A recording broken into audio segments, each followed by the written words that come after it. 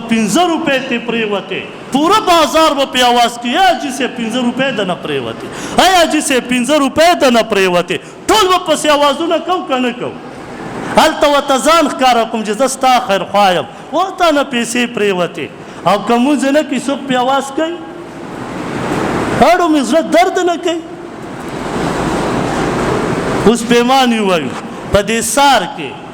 دا سحر مونځ دا په مونږ فرض دی که نه که صرف په دې سپینګیرو فرض دی نه صرف په دې سپینګیرو په فرض دی په نوجوان فرض نه دی نعوذ بالله من ذلک په روژه کې ستا په زما په دې درم چته پورې ځای نه وي او په کوچه کې ولې مونځ ماف شي او ته بېغمه په دې بستره کې پروت یې او ښه راپاسې اذان واورې او بیا څه وایي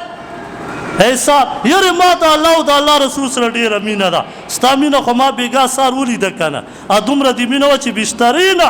بستره ده ته دومره محبوبه وه چې الله او رسول نعوذ بالله من ذلک بسترې ده تې وغورځول